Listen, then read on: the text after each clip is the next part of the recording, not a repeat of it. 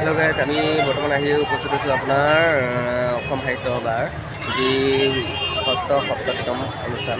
এই অনুষ্ঠানত আমি আজি বৰ্তমান উপস্থিত হৈছোঁ। বহুত ধুনীয়াকৈ সজোৱা আছে।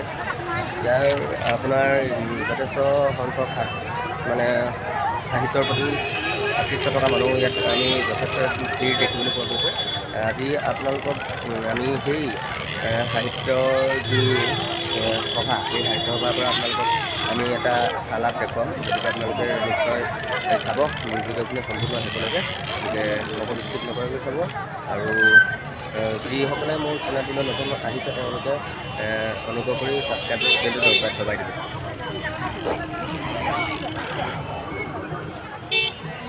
আপোনালোকে দেখি আছে সাহিত্য সভাৰ মেইন যিখন এখন দুৱাৰ হয়, এখন মেইন দুৱাৰ হয়। মেইন দুৱাৰখন বহুত সুন্দৰকৈ আটক ধুনীয়াকৈ সজাইছে, আপোনালোকে নিশ্চয় দেখিছে।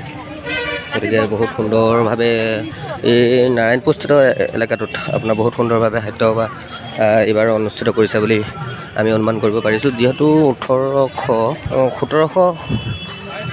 1700 মানে আমি হয়তো তেতিয়া জন্ম নাছিলোঁ, মানে 1985 চনত 1985 চনত আপোনাৰ প্ৰথম আপোনাৰ বিহপুৰীয়া সমষ্টিৰ ভিতৰত বিহপুৰীয়াত আপোনাৰ সাহিত্য সভা অনুষ্ঠিত হৈছিলে। গতিকে আমি বিহপুৰীয়া সমষ্টিৰ ভিতৰত এইটো দ্বিতীয়বাৰ। গতিকে দ্বিতীয়বাৰ সাহিত্যত এয়া মুখ্য দ্বাৰেদি ভিতৰলৈ এনেধৰণে ভিতৰত পৰিৱেশ আছে। আমি ভিতৰৰ পৰিৱেশো আপোনালোকক দেখাম চেষ্টা কৰোঁ। আমি পূৰা বঢ়িয়াকৈ আহি আছোঁ। বহুত দূৰ পিছতহে মুখ্য যি মঞ্চ আছে সেই মঞ্চ আমি পামগৈ। বহুত দূৰৰ পিছতহে মুখ্য মঞ্চ আছে, সেই মঞ্চটো পামগৈ।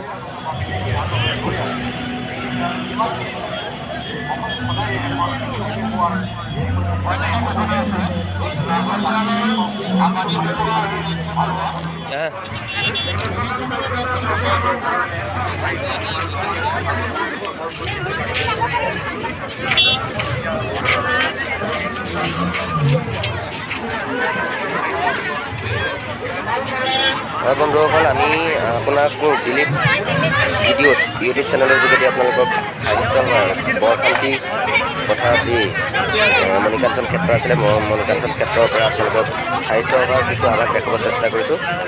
আপোনালোকে সম্পূৰ্ণকৈ চাব।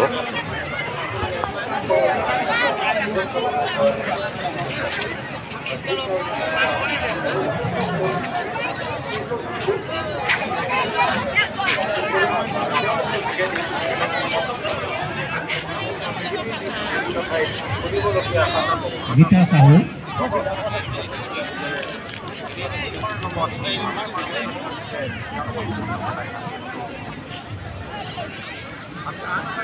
ৰিয়া সাহু,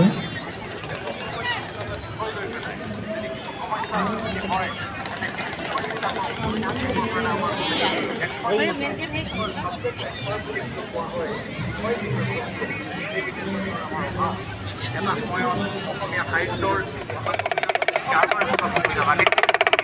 ডক্টৰ সূৰ্য কুমাৰ ভূঞা, ডক্টৰ হেমকান্ত পৰামৰ্শ কৰি এটা কিন্তু সাম্প্ৰতিক সময়ত অসমৰ বিভিন্ন বিষয়বিলাকক লৈ পেলাই যদি কিবা সমস্যা হয়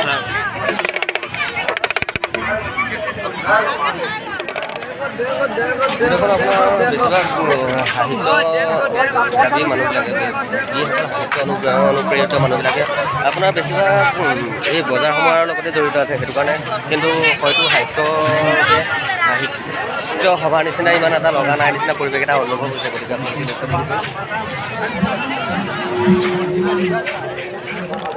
দেখিছে গাইজ, আপোনাৰ যি মানে হেৰি সাহিত্যপ্ৰেমী, সেই সাহিত্যপ্ৰেমী সংখ্যা যথেষ্ট ভিৰ।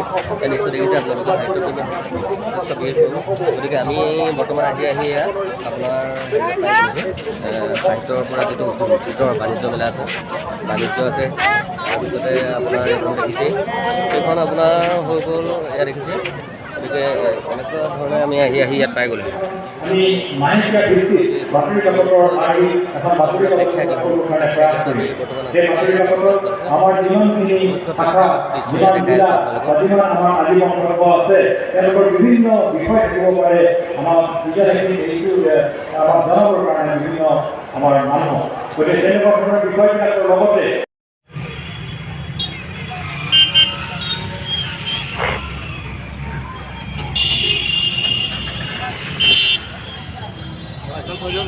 নালাগে নালাগে পিছত উলিয়াবলৈ বহুত ঝামেলা হয়